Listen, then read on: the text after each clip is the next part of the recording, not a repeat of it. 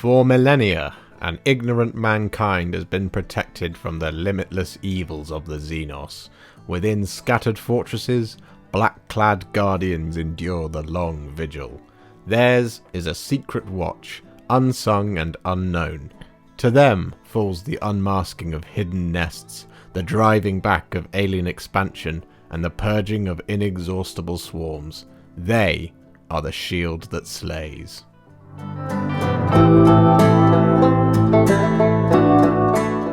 Yes, hello everyone, it's me, the Warhipster, aka Josh, bringing you another episode of Warhipster Explains. This episode is brought to you by comfortable chairs, the best way to enjoy any and all Warhipster content. Yes, this is episode 2 of Warhipster Explains, and today we're going to be talking about everyone's favourite Border Patrol agents and Xenos hunters, the Deathwatch.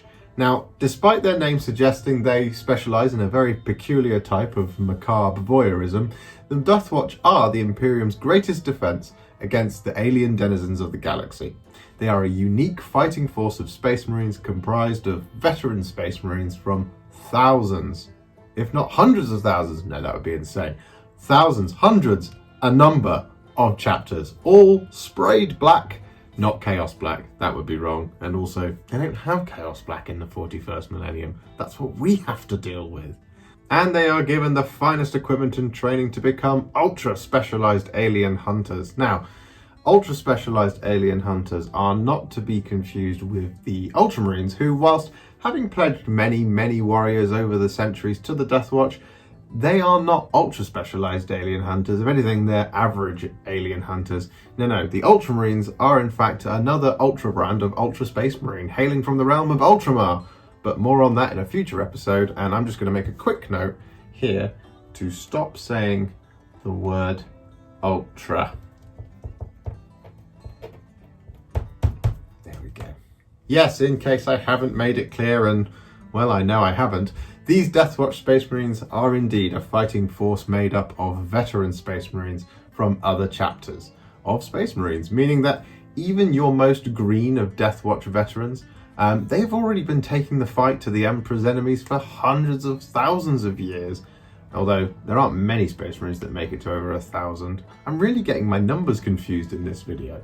Yes, what this means is that they have countless battles of experience and countless years of toil in the Emperor's name, and when you combine that with being drawn from all the chapters across the galaxy, well, most of them anyway, there are some who are just like, why would we give you Space Marines? We're already hard pressed enough with recruiting our own ones. Yes, all of this means that you have veteran specialists all thrown into one shiny black cauldron of awesomeness. So what you end up having is effectively a group of Space Marines where you have like the melee prowess of the Blood Angels and the Space Wolves next to the dogged determination of the Ultramarines, the subtlety of the Raven Guard, all of this kind of thing, the fantastic dress sense of the Howling Griffins, all in one thing. And well, if you don't believe me about the Howling Griffins, I want you to look at this picture.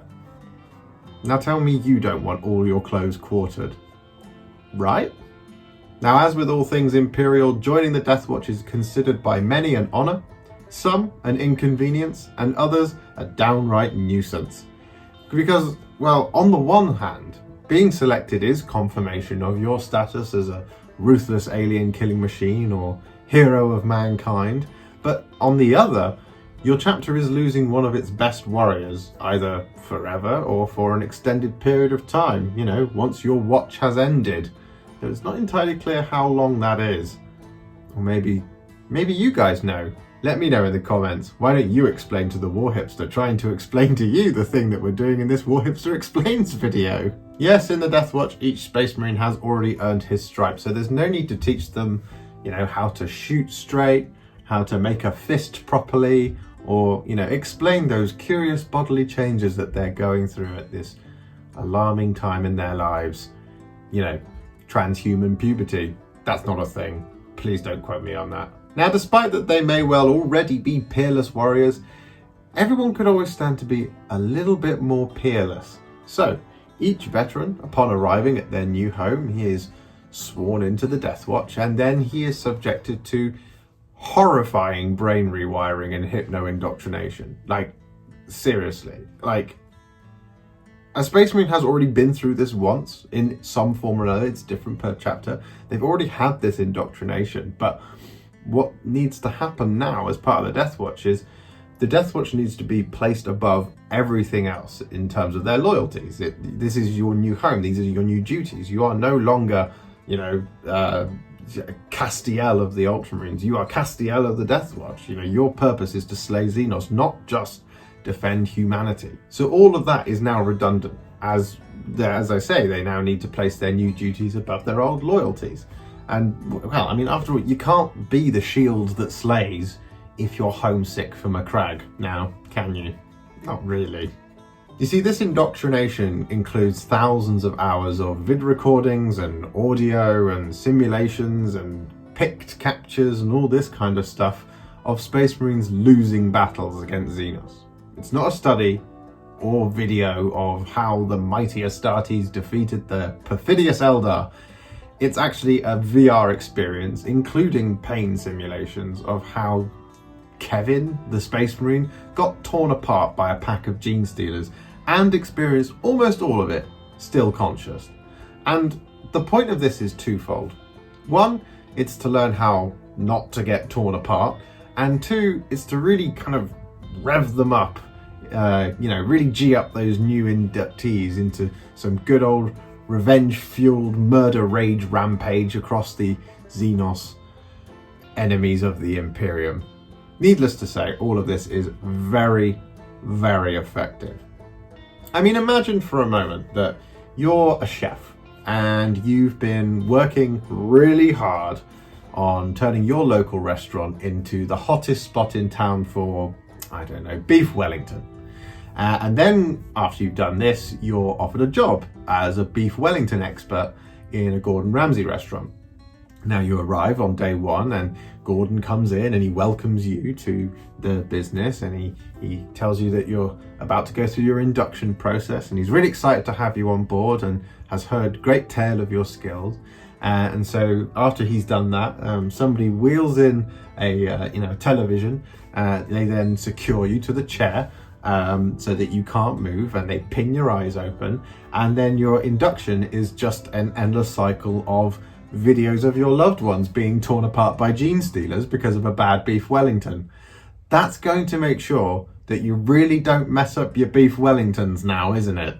But enough about cooking. Once you've been retrained in the arts of Xenos murdering, it's time to get to work. Your armor is painted black, you get a shiny silver pauldron, and access to a mind-boggling amount of new toys, including a new bolter, which isn't something that happens all the time for Space Marines. Generally, you lose your bolter, you're an ass.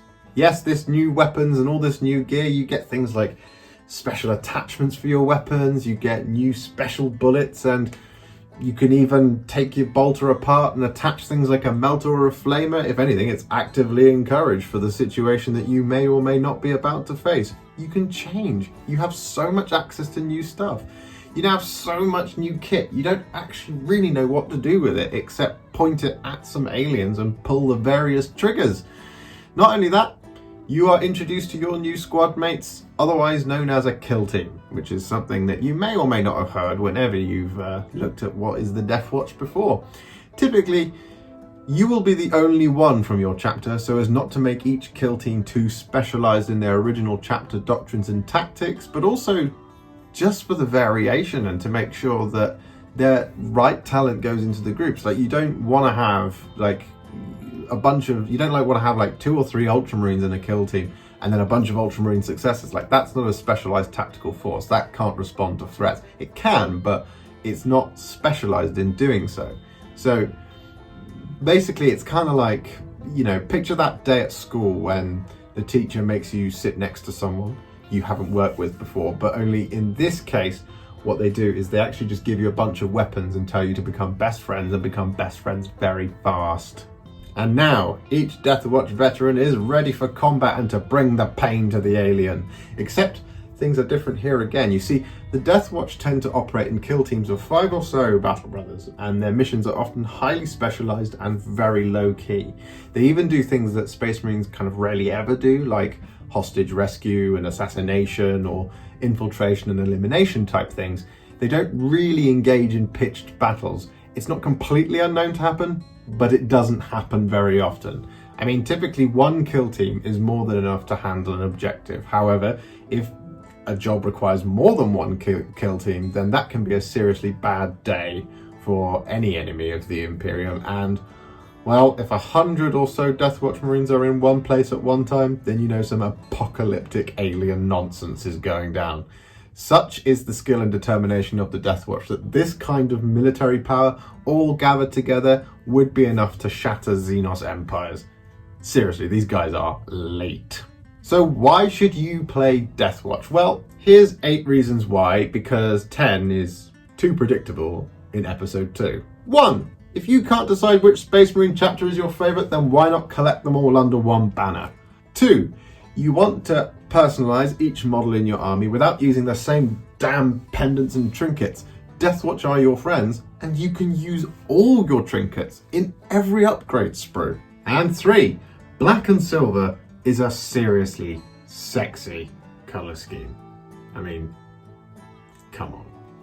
Number 4, you want to mix and match your squads and your dudes into the same kill team because it looks amazing and it feels even better. Number 5, you watched Aliens as a child and you like to imagine a world where the aliens were more afraid of the humans than the humans of the aliens.